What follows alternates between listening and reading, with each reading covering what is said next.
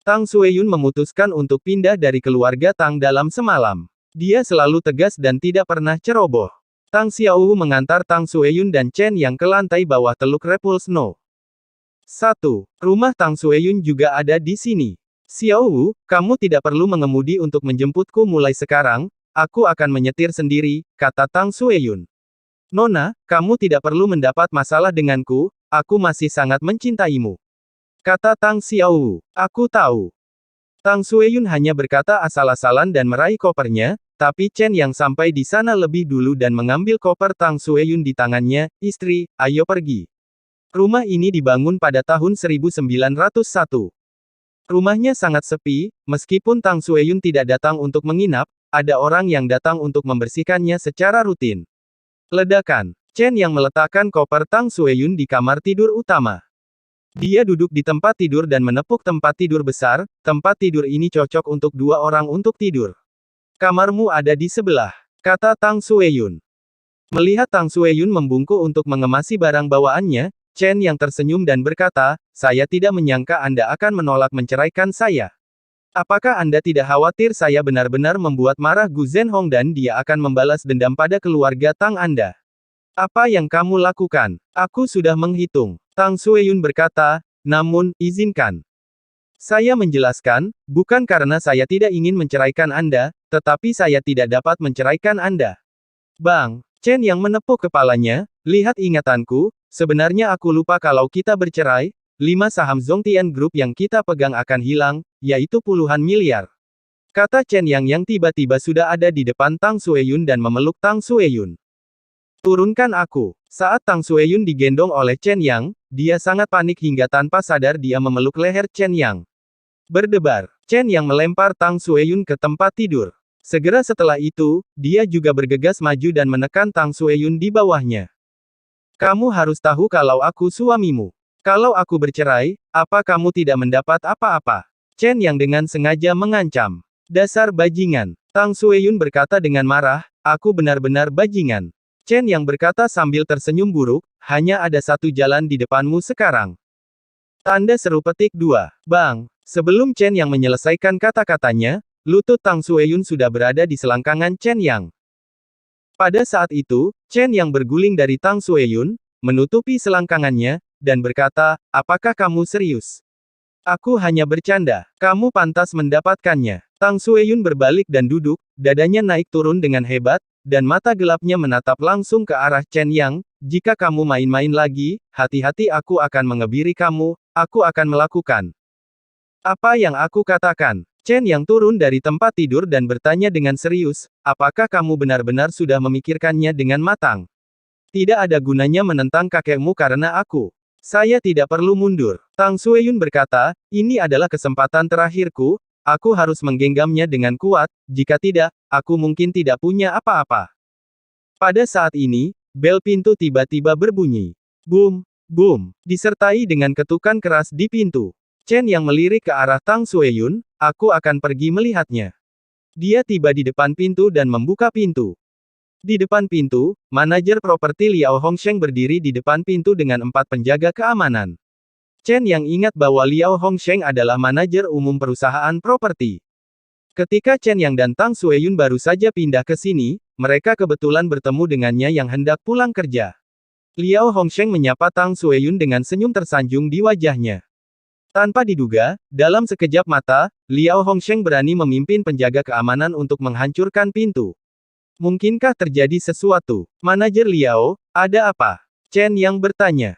Ketika Liao Hongsheng melihat Chen Yang, sudut mulutnya terangkat dengan ekspresi jijik. Ini mengejutkan Chen Yang. Liao Hongsheng tidak memiliki sikap seperti ini sebelumnya. Saat ini, Tang Sueyun juga tiba di depan pintu. Liao Hongsheng berkata langsung, saya di sini untuk mengawasi pergerakan Anda. Awasi pergerakan kami. Begitu Tang Sueyun mendengar kata-kata Liao Hongsheng, dia segera menggelapkan wajahnya dan berkata dengan tidak senang, apa maksudmu mengawasi pergerakan kami? Ini rumah saya, Anda seorang manajer properti, berani sekali, Anda berani meminta saya untuk pindah. Saya pikir Anda, manajer properti, tidak mau melakukannya lagi. Nyonya Tang, bukan ini yang saya maksudkan. Tanda seru. Liao Hongsheng berkata, tapi saya diperintah Tuan Tang. Kakekku. Tang Sueyun terkejut. Saat ini, pintu lift tiba-tiba terbuka. Tang Rui keluar. Tuan Tang. Ketika Liao Hongsheng melihat Tang Rui datang, senyuman tersanjung muncul di wajahnya, dan dia buru-buru menyapanya, saya dan orang-orang saya akan membantu Nona Tang pindah. Nona Tang. Tang Rui mengerutkan bibirnya dan mendatangi Tang Sueyun, sepupu, apakah kamu masih berani tinggal di sini? Cepat. Keluar. Ketika Tang Sueyun melihat Tang Rui, dia berkata dengan dingin, ini rumahku, kenapa aku harus pindah? Rumahmu. Tang Rui tidak bisa menahan tawa ketika dia mendengar kata-kata Tang Sueyun, sepupu, rumah ini milik kakek, bagaimana bisa menjadi milikmu? Kakek memintaku untuk mengambil rumah itu. Sejak itu kamu memilih untuk tidak menceraikan sampah tak berguna ini, tidak ada cara lain. Kakek hanya bisa mengambil kembali segalanya darimu dan tidak meninggalkan apapun untukmu.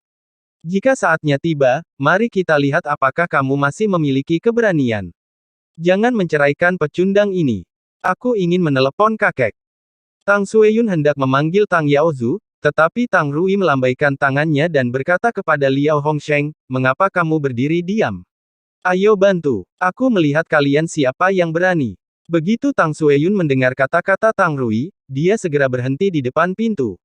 Nona, jangan mempersulitku, kata Liao Hongsheng, kita harus mendengarkan Tuan Tang. Jika Anda tidak menyingkir, saya tidak punya pilihan selain meminta maaf.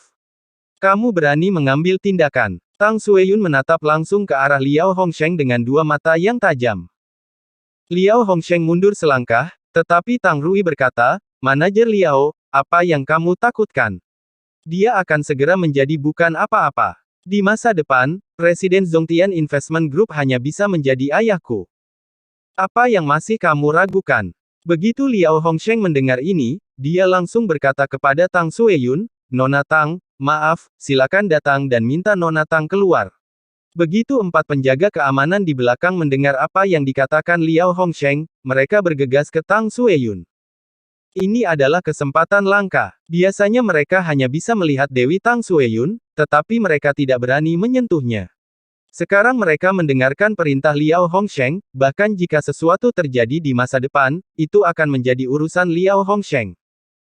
Keempat orang ini berencana memanfaatkan kesempatan ini, tetapi ketika mereka bergegas, Chen yang sudah menyeret Tang Sueyun ke belakang dia. Bang! Chen yang menendang perut seorang penjaga keamanan. Penjaga keamanan itu terjatuh ke belakang dan menjatuhkan tiga penjaga keamanan lainnya. Celup, celepuk. Keempat penjaga keamanan itu jatuh ke tanah. Setelah Tang Rui melihat Chen yang menggerakkan tangannya, dia mendengus dingin, Chen Yang, siapa kamu? Kamu berani menunjukkan kekuatanmu. Manajer Liao, mengapa kamu masih berdiri di sana? Keluarkan sampah tak berguna ini dari sini. Mengusirku pergi. Saya khawatir Anda tidak memiliki kualifikasi ini. Chen yang mendengus dingin, saya pemilik tempat ini. Pemilik. Tang Rui tertawa keras, bagaimana kamu, orang miskin, bisa membeli rumah di sini? Apa yang harus saya lakukan jika saya pemiliknya? Chen yang bertanya, jika Anda adalah pemiliknya, saya akan mengambil nama belakang Anda. Tang Rui berseru, Tang. Tuan Tang. Liao Hongsheng tergagap, dia benar-benar pemiliknya. Tang Rui tercengang. Dia tidak tahu bahwa kakeknya pernah memberi Chen yang sebuah rumah besar.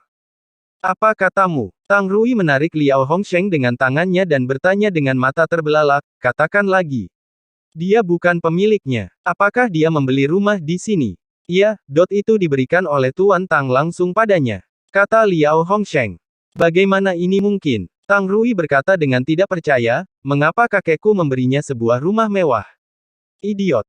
Chen yang mendengus dingin, aku menyelamatkan nyawa kakekmu, jika tidak, bagaimana menurutmu? Mengapa kakekmu memberiku rumah besar? Tang Rui, ingat apa yang baru saja kamu katakan, kamu akan memiliki nama belakangku mulai sekarang, jika tidak, kamu akan menjadi cucunya. Dia sangat marah sehingga ketika dia melihat Tang Rui, dia berani melakukannya datang dan menggertak Tang Sueyun. Tentu saja, Chen yang ingin membantu Tang Sueyun melampiaskan amarahnya. Chen Yang, jangan lakukan ini. Tang Rui berbohong dan menolak mengakui kesalahannya, kamu, menantu yang kotor, berani menunjukkan gigi dan cakarmu padaku. Aku, Tang Rui, hanya perlu melakukannya gerakan jariku dan kamu. Bang! Tanda seru. Sebelum Tang Rui selesai berbicara, Chen yang sudah berada di depan Tang Rui dalam sekejap, meraih leher Tang Rui dengan tangan kanannya, dan mengangkat Tang Rui, jika kamu mengatakan satu omong kosong lagi kepadaku, aku akan membuatmu terdiam selama sisa hidupmu, aku, Chen Yang, akan melakukan apa yang aku katakan. Chen Yang selalu diintimidasi di keluarga Tang, dan dia belum pernah melihat Chen Yang mendominasi seperti dia sekarang. Tang Rui tertegun, dia merasa tangan Chen Yang seperti tang baja, mencengkeram lehernya erat-erat, dan dia hampir tercekik. Tang Rui tidak berani mengatakan sepatah kata pun. Berdebar. Begitu Chen Yang melepaskannya, Tang Rui duduk di tanah. Liao Hongsheng bergegas dan membantu Tang Rui berdiri. Tang Rui terbatuk dan menatap Chen Yang, tetapi dia tidak berani menjadi sombong dan mendominasi seperti sebelumnya. Liao Hongsheng, kamu bertanggung jawab untuk memindahkan Tang Sueyun. Tang Rui berkata, singkatnya, malam ini, rumah ini harus dikosongkan dan dia tidak bisa tinggal di dalamnya. Ini perintah kakekku. Jika kamu tidak bisa melakukannya, keluarlah. Setelah Tang Rui mengatakan ini, dia berbalik dan pergi. Dia khawatir Chen Yang akan menjadi gila dan memukulinya. Tang Rui tidak membawa siapapun ke sini kali ini, dia tidak menyangka Chen Yang berani menyerangnya. Ketika Liao Hongsheng melihat Tang Rui pergi, dia tidak berani berbicara dengan nada arogan yang sama seperti sebelumnya. Dia juga khawatir dia akan dipukuli oleh Chen Yang, jadi dia berkata, Nona Tang, saya tidak perlu berkata lebih banyak, saya akan pergi cepat saja. Ayo pergi. Hah, jangan bergerak. Chen Yang memandang ke arah Liao Hongsheng, apakah kamu masih berencana memaksa kami untuk pindah? Liao Hongsheng mundur 2 langkah, menjauhkan diri dari Chen Yang, dan melihat ke kamera pengintai. Setelah memastikan bahwa lokasinya dapat ditangkap oleh pengawasan, Liao Hongsheng berbicara dengan nada yang lebih keras, jangan berpikir bahwa hanya karena kamu adalah pemiliknya, kamu bisa menjadi sombong. Rumahmu juga dihadiahkan kepadamu oleh Tuan Tang. Begitu kamu meninggalkan keluarga Tang, itu bukan apa-apa. Aku sudah sering melihat orang sepertimu sehingga aku benar-benar berpikir bahwa beberapa kata kasar saja bisa menakuti orang lain. Kamu, sebaiknya segera keluar, kalau tidak, aku akan memanggil polisi. Bah! Chen Yang Leng mendengus. Dia tidak menganggap serius Liao Hongsheng. Tapi Tang Sueyun berkata saat ini, jangan mempermalukannya. Ayo kemasi barang-barang kita sekarang dan pergi ke hotel dulu. Mengapa kamu tinggal di hotel? Apakah kamu lupa bahwa aku masih punya rumah di sini? Chen Yang berkata, orang tuaku tidak mau datang. Ayo pindah ke sini, itu akan menjadi ruang pernikahan kita. Tang Sueyun membuka mulutnya, merasa bahwa dia tidak dapat menemukan alasan untuk menolak, dan itu hanya itu yang bisa dia lakukan sekarang. Rumah Chen yang dibangun tahun 2012, jadi nyaman untuk pindah ke sana.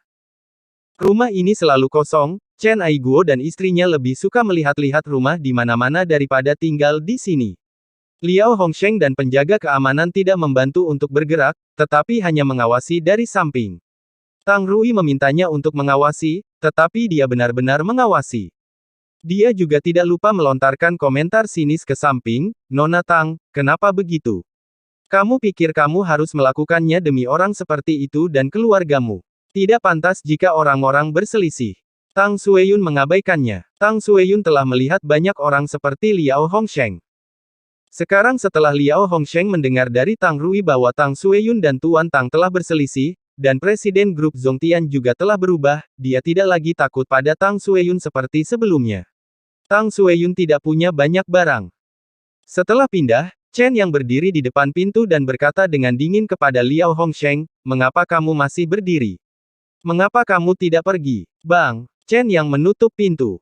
Melihat Tang Sueyun di ruang tamu, dia melihat Tang Sueyun mengoperasikan ponselnya, tapi dia tampak sangat kesal.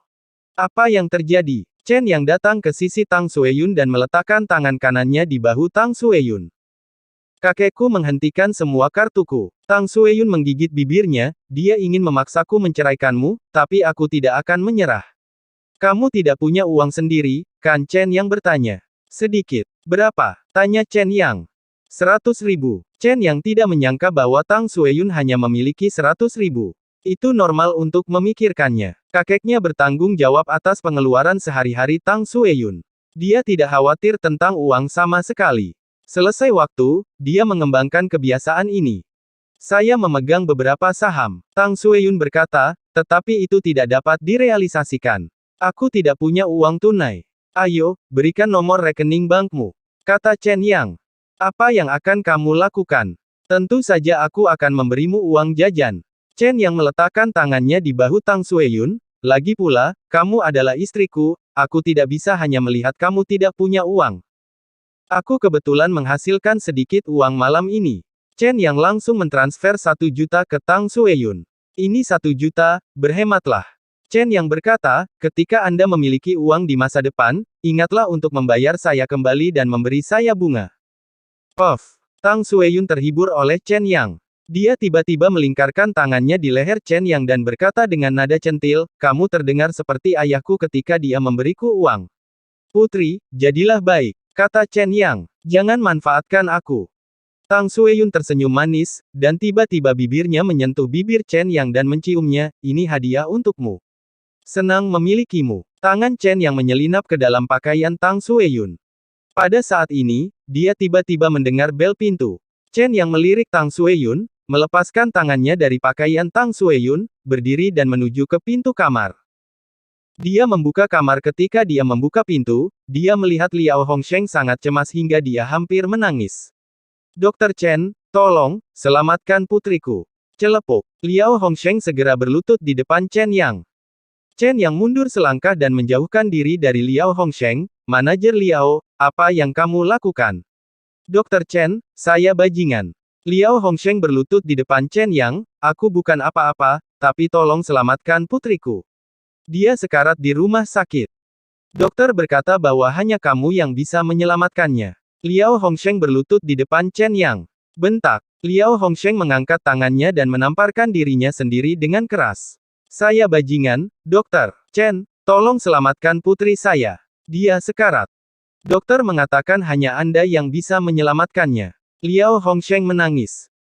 Chen Yang berdiri di depan Liao Hongsheng dan menyaksikan Liao Hongsheng berlutut di depannya untuk memohon belas kasihan, penyakit apa yang diderita putrimu? Penyakit jantung. Liao Hongsheng berkata, dengan penyakit jantung bawaan, kata dokter bahwa hanya transplantasi jantung yang bisa bertahan, tapi dia tidak pernah memiliki jantung yang cocok, dan dia tidak bisa bertahan sekarang. Chen Yang tidak berkata apa-apa. Boom, boom, boom. Ketika Liao Hongsheng melihat Chen Yang tidak setuju, dia langsung bersujud ke tanah. Liao Hongsheng ini tidak menyangka akan begitu mencintai putrinya. Demi nyawa putrinya, Liao Hongsheng sama sekali tidak peduli dengan wajah. Dokter Chen, tolong selamatkan putriku, aku bersujud padamu. Tang Sueyun mendengar suara di pintu dari dalam. Dia datang ke pintu dan melihat Liao Hongsheng bersujud kepada Chen Yang. Tang Sueyun tangguh di luar, tetapi sangat lemah hatinya. Sikap Liao Hongsheng terhadap Tang Sueyun barusan tidak ramah, tetapi Tang Sueyun merasa kasihan pada putrinya. Chen Yang, jika kamu bisa membantu, tolong bantu dia. Tang Sueyun berkata, dia bukan orang jahat, dia hanya sedikit Filistin. Nona Tang, kamu orang yang sangat baik. Aku baru saja melakukan sesuatu yang jahat kepadamu, dan kamu masih membantuku. Mulai sekarang, aku Liao Hongsheng, tidak akan membiarkan Anda sendirian. Liao Hongsheng merasa malu saat mendengar kata-kata Tang Sueyun. Oke, bawa aku ke sana sekarang, kata Chen Yang. Liao Hongsheng sangat gembira dan segera bangkit dari tanah, berulang kali mengucapkan terima kasih. Jangan ucapkan terima kasih dulu, tunggu saya melihatnya sebelum berbicara. Chen Yang berkata, sebelum saya menemui pasien, saya tidak yakin bisa menyelamatkannya. Putri Liao Hongsheng untuk sementara dipindahkan ke Zonghai rumah sakit dari rumah sakit lain. Rumah sakit Zonghai adalah rumah sakit terbaik di kota. Jika di sini, jika kita tidak bisa menyelamatkannya, itu seperti menghukum mati putri Liao Hongsheng. Seorang gadis remaja terbaring di ranjang rumah sakit di samping ventilator. Ketika Chen Yang tiba di samping tempat tidur gadis itu, dia tidak perlu melihat diagnosis dan rekam medisnya. Dia hanya menggunakan mata ronsennya untuk memeriksa jantung gadis itu. Wajahnya langsung menjadi gelap. Gadis ini dalam bahaya dan dia telah untuk menyelamatkannya. Chen Yang segera memberikan jarum untuk menyelamatkan nyawa gadis itu. Liao Hongsheng berada di luar bangsal seperti semut di panci panas, dengan cemas menunggu kabar. Kakek dan nenek gadis itu terus menghela nafas. Mereka merasa kasihan pada cucu mereka yang berperilaku baik. Meskipun dia masih muda, dia sangat bijaksana dan tidak pernah membuat mereka khawatir. Tiba-tiba, pintu bangsal terbuka. Chen yang keluar dari bangsal. Liao Hongsheng buru-buru melangkah maju dan bertanya dengan suara gemetar, "Chen, Dokter Chen, bagaimana kabar putriku? Dia terselamatkan." Chen yang berkata, dia tidak memerlukan transplantasi jantung. Ah! Ketika Liao Hongsheng mendengar kata-kata Chen Yang, dia menangis kegirangan.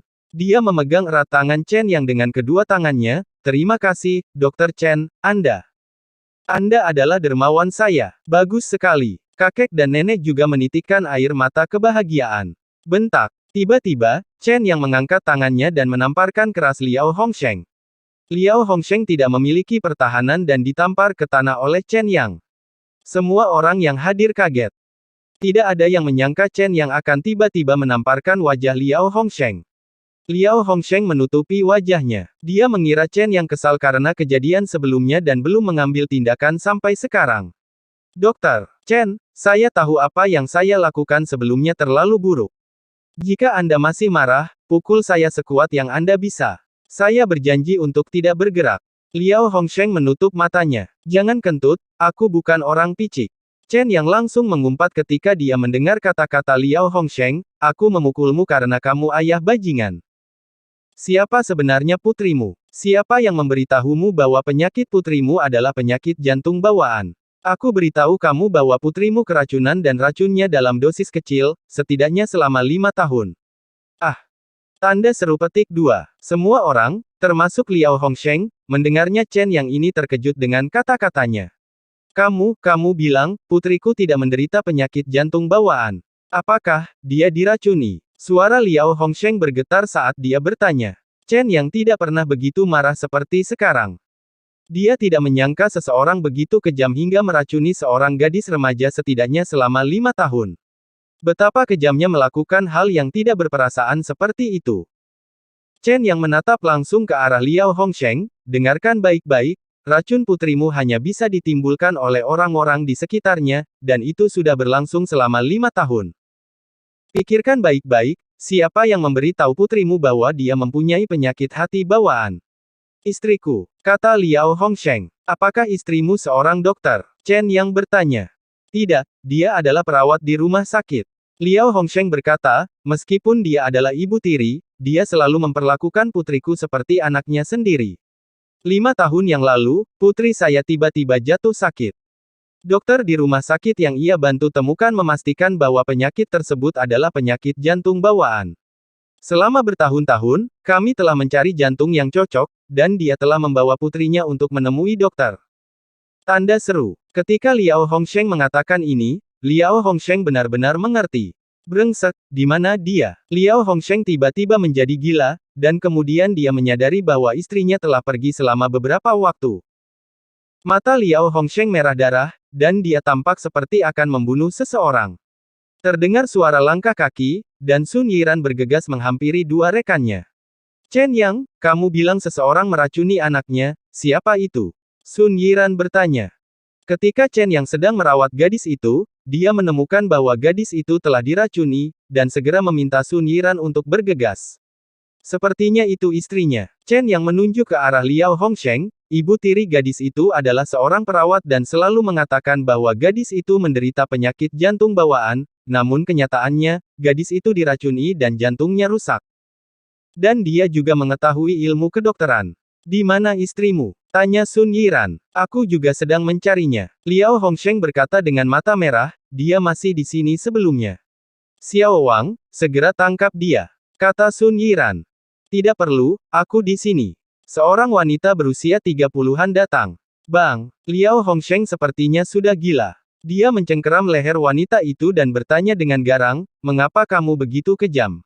Wanita itu hampir tercekik, tetapi dia tidak menyerah. Sebaliknya, dia menatap ke arah Liao Hongsheng, "Kaulah orangnya yang benar-benar kejam. Hanya karena kamu mempunyai putrimu yang terkutuk, kamu tidak pernah menginginkan anak kami. Aku menginginkan seorang anak, tetapi kamu hanya memikirkan hal sialan ini. Aku membencimu. Selama dia mati, aku akan memiliki anakku sendiri. Dasar wanita kejam, aku akan membunuhmu." Liao Hongsheng menjadi gila dan sangat ingin mencekik wanita itu sampai mati. Dua rekan Sun Yiran melangkah maju dan menarik Liao Hongsheng ke bawah. Sun Yiran mengambil borgol dan langsung memborgol tangan wanita itu. Wanita itu dibawa pergi oleh rekan-rekan Sun Yiran. Chen yang memandang Sun Yiran dan berkata, "Petugas Sun, apakah Anda ingin minum bersama?" Sekarang, Sun Yiran bertanya. "Iya," kata Chen Yang. "Baik." Sun Yiran langsung setuju. Zonghai di malam hari, banyak warung pinggir jalan di mana-mana. Saat itu, Chen Yang juga bekerja sebagai pemilik warung pinggir jalan dan menjual barbecue, menghasilkan ratusan atau bahkan ribuan dolar semalam. Ketika Chen Wanwan datang membantu, ada lebih banyak pelanggan. Namun karena ada pelanggan mabuk yang menggoda Chen Wanwan, Chen Yang mulai berkelahi dengan orang tersebut. Akhirnya kedua belah pihak mengalami kerugian. Orang tua Chen Yang tidak mengizinkan Chen Yang bekerja di warung pinggir jalan lagi. Tepat di tepi pantai, Chen Yang dan Sun Yiran menemukan warung pinggir jalan dan memesan udang karang dan jus. "Aku yang traktir." Chen Yang berkata, "Kamu bisa makan apapun yang kamu mau. Apakah menurutmu aku akan bersikap sopan kepadamu?" Sun Yiran mengenakan sarung tangan sekali pakai dan sudah mengambil udang karang. Saat ini, ponsel Chen Yang berdering. Chen Yang menjawab telepon, "Aku akan kembali lagi nanti." Sambil meletakkan telepon, Sun Yiran bertanya sambil tersenyum, "Istrimu sedang berjaga. Dia tidak peduli dengan siapa aku pergi." Chen Yang menyesap jus dan menggelengkan kepalanya. "Udang karang ini harus dimakan dengan anggur agar enak." Sun Yiran tiba-tiba berdiri dan meminta sebotol anggur putih kepada bosnya. "Sun Yiran, apakah kamu serius?" "Aku hanya berkata dengan santai, aku tidak minum minuman keras." Chen Yang pemalu, tetapi Sun Yiran mengabaikan Chen Yang dan membuka minuman keras dan menuangkan setengah cangkir untuk Chen Yang. "Jika kamu laki-laki, jangan bicara omong kosong." Sun Yiran juga menuangkan setengah gelas anggur putih untuk dirinya sendiri dan meminumnya dalam satu tegukan. Chen Yang tidak menyangka Sun Yiran adalah peminum yang baik sehingga dia bisa minum minuman keras. Pada saat ini, Chen Yang tidak bisa menahan diri untuk tidak minum, meskipun dia tidak pandai minum, Chen Yang masih meminum setengah gelas anggur. "Tenggorokanku terasa terbakar, tetapi setelah meminumnya, seluruh tubuhku terasa nyaman." Tanpa sadar, dia menuangkan minuman lagi. "Sun Yiran, izinkan saya memberi tahu Anda sebuah rahasia. Tang Sueyun dan saya diusir dari keluarga Tang malam ini. Tahukah Anda alasannya? Karena keluarga Tang menginginkan Tang Seyun menceraikanmu." Sun Yiran berkata, "Bagaimana kamu tahu?" Chen Yang bertanya, "Apakah kamu tidak tahu bahwa kamu terkenal? Semua orang tahu bahwa kamu membuat marah Gu Zhenhong malam ini. Tahukah kamu, semua orang menyebut Gu Zhenhong sebagai bajingan." Sun Yiran berbicara terlalu banyak karena dia mabuk, dia disebut Raja Neraka yang hidup. Orang yang paling ditakuti para bajingan itu adalah Gu Zhenhong. "Saya kira keluarga Tang akan mengusirmu." Sun Yiran kembali mendentingkan gelasnya dengan Chen Yang, "Tapi jangan takut, aku akan melindungimu." "Bagaimana caramu melindungiku?" "Perlindungan pribadi," kata Chen Yang dengan sengaja. "Baiklah, saya akan melindungi Anda secara pribadi, selama Anda berani membiarkan saya melindungi Anda secara pribadi." Sun Yiran mengepalkan tinjunya ke arah Chen Yang, "Biar ku beritahukan sesuatu padamu. Seorang saksi memintaku untuk melindunginya secara pribadi. Tapi ternyata orang ini tidak jujur padaku, jadi aku menendang bagian bawah tubuhnya hingga berkeping-keping. Apakah kamu mau mencoba?" "Tidak perlu," kata Chen Yang. Sun Yiran dan Chen Yang minum sebotol anggur putih. Chen Yang merasa sedikit pusing. Biasanya dia tidak minum banyak, tapi sekarang dia mabuk. Dia berdiri untuk membayar tagihan dan kembali ke Sun Yiran. Tangan kanannya terasa natural. Dia memeluk bahu Sun Yiran dan berkata, "Ayo pergi, aku akan mengantarmu pulang." Mereka berdua baru saja berjalan 5 atau 6 meter ketika tiga pria berjalan ke arah mereka. "Cantik, mau kemana? Apakah Anda ingin kami mengirim Anda pergi?" Begitu ketiga pria ini melihat kecantikan Sun Yiran, mereka menghentikan Sun Yiran. Jika dia mengikuti temperamen Sun Yiran di masa lalu, dia pasti sudah menyerang ketiga pria ini sejak lama, tetapi Sun Yiran mengabaikan mereka dan berencana untuk menghindari mereka. "Cantik, kenapa kamu pergi? Sudah takdir kita bisa bertemu di sini. Ayo minum bersama, keluar." Sun Yiran baru saja mengangkat kepalanya dan mengucapkan kata ini. Dia benar-benar tidak ingin menimbulkan masalah, dia hanya ingin segera pergi bersama Chen Yang. Namun ketika ketiga pria itu mendengar perkataan Sun Yiran, mereka tertawa terbahak-bahak. Cantik, kamu sangat menarik, kami menyukainya. Salah satu pria berkata, nama saya Wang Hu. Saya cukup terkenal. Tidak lain adalah banyak teman. Hari ini, aku telah memutuskan untuk menjadi temanku. Orang ini tidak peduli apakah Sun Yiran setuju atau tidak, jadi dia mengulurkan tangannya dan ingin memeluk pinggang Sun Yiran. Dia menganggap Chen yang bukan apa-apa, dan tidak memperhatikan fakta bahwa ada seorang pria di samping Sun Yiran. Chen yang tidak tahan lagi. Saat pria bernama Wang Hu mengulurkan tangannya, Chen yang sudah mengulurkan tangan dan meraih tangan Wang Hu yang terulur. Saudaraku, apakah kamu buta? Beraninya kamu melecehkan pacarku. Tangan Chen yang seperti tang baja, menyebabkan Wang Hu menyeringai kesakitan dan terus berkata, lepaskan. Chen yang melepaskannya. Wang Hu mundur selangkah dan menjabat tangannya dengan penuh semangat, pacarmu. Siapa yang percaya bahwa pria malang sepertimu bisa memiliki pacar secantik itu? Begitu Wang Hu mengucapkan kata-kata ini, Sun Yiran tiba-tiba memeluknya. Melihat Chen Yang, dia berinisiatif untuk mencium bibir Chen Yang, lalu berkata kepada Wang Hu, apakah kamu percaya? Keluar dari sini sebelum aku marah. Begitu Sun Yiran mengatakan ini, Wang Hu tidak hanya tidak pergi, malah tersenyum, kepribadian gadismu itu sangat cocok untukku. Aku suka kamu berterus terang. Aku tidak punya permintaan lain. Mari kita saling mengenal. Aku sudah bilang padamu untuk keluar. Chen Yang mulai marah, dia berdiri di depan Wang Hu, aku baru saja memberitahumu untuk terakhir kalinya, keluar dari sini. Sialan, kamu berani bersikap keras padaku. Ketika Wang Hu mendengar kata-kata Chen Yang, dia menjadi marah, jika saya tidak memberi Anda pelajaran hari ini, Anda tidak akan tahu betapa kuatnya saya, Wang Hu. Saudaraku, kalahkan saya. Bang! Sebelum Wang Hu menyelesaikan kata-katanya, Sun Yiran sudah menendangnya. Tendangan ini mengenai perut Wang Hu. Tubuh Wang Hu tiba-tiba terbang keluar. Kedua saudara laki-laki Wang Hu tercengang. Mereka belum pernah melihat wanita sekuat Sun Yiran, ini terlalu kuat. Saat mereka berdua linglung, Sun Yiran sudah melompat dan tiba di depan Wang Hu. Saat Wang Hu hendak bangun, Sun Yiran kembali membenturkan lututnya ke tubuh Wang Hu, berdebar. Wang Hu jatuh ke tanah lagi. Sun Yiran membungkuk, meraih kerah Wang Hu dengan tangan kirinya, mengangkat tangan kanannya, dan menamparkan wajah Wang Hu dengan keras. Bang! Bang! Aku menyuruhmu keluar dari sini karena kamu merusak perbuatan baikku, tapi kamu menolak pergi begitu saja. Tidak mudah bagiku untuk jatuh cinta pada pria yang menyenangkanku. Sun Yiran melampiaskan seluruh amarahnya pada Wang Hu. Dalam sekejap, wajah Wang Hu membengkak dan berubah menjadi kepala babi. Sun Yiran menurunkan Wang Hu dan berbalik. Kedua pria itu berlutut dan berkata, Bibi, kami salah. Tolong, jangan pukul kami. Saya Sun Yiran, Kapten Brigade Polisi Kriminal. Sekarang secara resmi, aku tangkap kalian. Kata Sun Yiran. Kedua pria itu tercengang saat itu juga. Mereka tidak pernah menyangka akan memprovokasi polisi wanita Sun Yiran. Sun Yiran memang sama ganasnya dengan legenda, dan dia menghajar orang sampai habis hanya dengan disapa. Orang-orang ini juga tidak beruntung telah menyinggung Sun Yiran. Sun Yiran mengambil semuanya kembali. Chen yang kembali ke rumah, jatuh di tempat tidur dan tertidur. Di pagi hari, ponsel berdering. Chen yang belum bangun, jadi dia mengulurkan tangannya dengan bingung, mencoba menyentuh telepon. Namun tangannya tidak menyentuh telepon, melainkan sesuatu yang elastis dan kuat.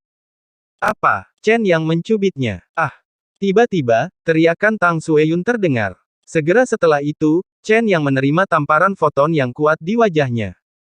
Bentak. Tamparan yang tajam dan keras ini membangunkan Chen yang pada saat itu, dia tiba-tiba duduk, menutupi wajahnya, dan melihat Tang Sueyun, yang hanya mengenakan piyama, dengan tangan disilangkan karena panik. Pada saat ini, mata Tang Sueyun bersinar karena amarah, dan dia ingin membunuh Chen Yang. Apa yang disentuh Chen Yang barusan sebenarnya adalah payudara Tang Sueyun. Chen Yang, kamu bajingan yang tidak tahu malu, aku tidak menyangka kamu akan melakukan hal tercela seperti itu saat aku sedang tidur. Aku akan memanggil polisi dan menangkapmu dan memenjarakanmu. Pada saat ini, Tang Sueyun diliputi amarah. Dia merasa dilecehkan oleh Chen Yang. Pada saat ini, Tang Sueyun hanya memiliki satu pikiran di kepalanya, membuat Chen Yang membayar harganya. Chen Yang bingung. Dia minum dengan Sun Yiran tadi malam, apakah dia salah ruangan?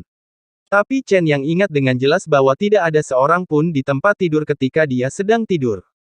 Sue Yun, tolong dengarkan penjelasanku. Aku minum anggur kemarin dan pulang terlambat. Aku pergi tidur dalam keadaan linglung. Aku ingat dengan jelas bahwa aku ada di kamarku. Chen yang baru saja mengatakan ini, dia sudah melihat sekeliling ruangan dan tiba-tiba berkata, ini kamarku. Tang Sue Yun, apakah kamu salah kamar? Tang Sue Yun sangat marah sehingga dia ingin memanggil polisi untuk menangkap Chen Yang. Tiba-tiba dia mendengar kata-kata Chen Yang. Tang Sue Yun menyadari ada sesuatu yang tidak beres. Dia melihat ke kamar lagi dan menyadari bahwa dia pergi ke ruangan yang salah. Ketika Tang Sue Yun pergi ke toilet, dia bingung. Dia tersandung ke kamar yang salah. Siapa sangka dia akan berakhir di kamar Chen Yang dan tidur dengan Chen Yang sepanjang malam. Ah, maafkan aku. Tang Sue Yun segera melompat dari tempat tidur, mengambil telepon dan bergegas keluar. Pada saat ini, Tang Sue Yun berharap ada celah di tanah untuk dirayapi. Ini terlalu memalukan. Kembalikan teleponnya. Chen yang melihat Tang Sue Yun memegang ponselnya dan berteriak kepada Tang Sue Yun. Tang Sue Yun segera melemparkan ponselnya ke Chen Yang dan bergegas keluar ruangan dalam satu tarikan napas. Bang! Pintunya tertutup. Chen Yang juga menghela nafas lega. Untungnya, Tang Sue Yun pergi ke kamar yang salah. Jika dia pergi ke kamar Tang Sue Yun yang salah, maka dia mungkin benar-benar dikutuk. Menurut temperamen Tang Sue Yun, dia pasti akan dikirim ke penjara. Ada telepon dari Lu Tianwei. Chen yang mengira Lu Tianwei memanggil pembawa berita cantik Zhao Xiaorou, dan hendak membuat beberapa komentar sinis tentang Lu Tianwei, tetapi dia tidak melakukannya. Saya tidak menyangka begitu panggilan tersambung, suara cemas Lu Tianwei datang dari telepon, saudaraku, apakah kamu ketahuan selingkuh? Kenapa kamu mengatakan aku ketahuan selingkuh? Apa katamu? Chen yang tidak mengerti mengapa Lu Tianwei tiba-tiba mengatakan ini tanpa awal atau akhir. Saudaraku, saya tahu masalah ini sangat menjengkelkan Anda. Kita besar bersama, tapi kamu tidak harus berdiri di depanku. Aku saudaramu. Jika hatimu merasa tidak nyaman, ayo pergi minum. Lu Tianwei berkata, tidak, apa yang terjadi padaku? Kata Chen Yang. Kamu dan Tang Sue Yun sama-sama sudah bercerai. Lu Tianwei berkata, sebenarnya, saya sudah lama tahu bahwa Anda dan Tang Sue Yun tidak akan berakhir dengan baik. Cepat atau lambat Anda akan bercerai. Orang-orang di keluarga Tang pasti akan meremehkan Anda. Tidak apa-apa. Saya akan melakukannya bantu kamu memperkenalkan pacar baru nanti. Kapan aku menceraikan Tang Sue Yun? Siapa yang kamu dengarkan? Chen yang bertanya. Kamu tidak tahu. Ada berita tentang perceraian Anda dengan Tang Sue Yun di surat kabar dan di internet. Lu Tianwei berkata, keluarga Tang mengatakan melalui media berita bahwa Anda dan Tang Sue Yun telah lama bercerai. Bang, saat ini, pintu Chen yang dibuka. Tang Sue Yun bergegas masuk dengan ponselnya, kakekku mengumumkan bahwa kita bercerai. Aku tahu. Chen yang bertindak sangat tenang. Dia menutup telepon dan menatap Tang Sue Yun, saya juga menerima pesan itu sekarang. Tang Sue Yun menggigit bibirnya dan berkata dengan marah, paman saya pasti mengatakan banyak hal buruk di depan kakek saya, jadi kakek saya memaksa kita untuk bercerai. Bagaimanapun, kita memiliki surat nikah di tangan. Paling buruk, ketika waktunya tiba datang, saya mengeluarkan akta nikah untuk membuktikan bahwa kita adalah pasangan sah. Kali ini saya tidak akan menyerah. Bagaimana jika akta nikah kita dinyatakan palsu? Chen yang berkata, bahkan jika kakekmu tidak bisa melakukannya, kedua pamanmu bisa. Saya tidak takut. Tang Sue Yun bertindak dengan sangat tenang, saya tidak bisa mundur lagi sekarang. Ini adalah kesempatan terakhir saya. Saya harus memanfaatkannya. Selama kita tidak bercerai, saya akan menjadi pemegang saham utama grup Zhongtian dengan 5 saham. Ini juga merupakan kartu truf Tang Sue Yun. Dia tidak akan pernah menyerah. Tetapi saat ini, ponsel Tang Sue Yun berdering lagi. Kali ini, telepon dari Sekretaris Dewan Direksi Zhongtian Investment Group. Tang Sue Yun diberitahu bahwa rapat dewan akan diadakan di gedung Zhongtian pada pukul 10 pagi. Ketua Tang Yaozu secara pribadi akan menghadiri rapat tersebut dan semua direktur wajib hadir. Kali ini terkait dengan nasib investasi Zhongtian kelompok. Berdebar. Setelah Tang Sue Yun menerima panggilan itu, dia duduk di tempat tidur. Wajahnya terlihat jelek, dan dia menggigit bibirnya erat-erat, hampir berdarah.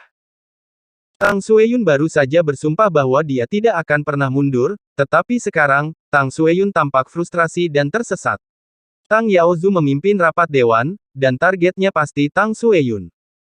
Dia mengira kakeknya tidak akan terlalu tegas, tetapi dia tidak menyangka Tang Yaozu akan mengorbankan segalanya demi keluarga Tang, termasuk cucunya. Aku sudah tamat. Tang Sueyun berkata dengan lemah, kakek pasti ingin mengeluarkanku dari grup. Chen yang duduk di sebelah Tang Sueyun, mengulurkan tangan kanannya, dan memeluk bahu Tang Sueyun, jangan halusinasi karena bangun pagi-pagi sekali, kamu adalah Dewi Tang Sueyun di hati para pria, ratu investasi yang menyendiri dan sangat bangga. Tidakkah kamu ingin mempertahankan bisnis keluarga yang ayahmu bangun dengan susah payah? Jika kamu ingin memakai mahkota, kamu harus menanggung bebannya. Kamu pasti bisa. Iya, Tang Sueyun mendengar kata-kata Chen Yang, dia tiba-tiba mengepalkan tinjunya, aku tidak akan menyerah begitu saja. Bahkan tanpa perlindungan kakek, aku tidak akan mundur. Aku akan membuat ayahku bangga padaku. Chen Yang, terima kasih. Tang Sueyun mencium Chen Yang. Satu ciuman saja tidak cukup. Kata Chen Yang, jangan dorong dirimu terlalu jauh. Kata Tang Sueyun. Tapi Chen Yang mendorong Tang Sueyun ke tempat tidur, dan kemudian menempelkan bibirnya ke bibirnya.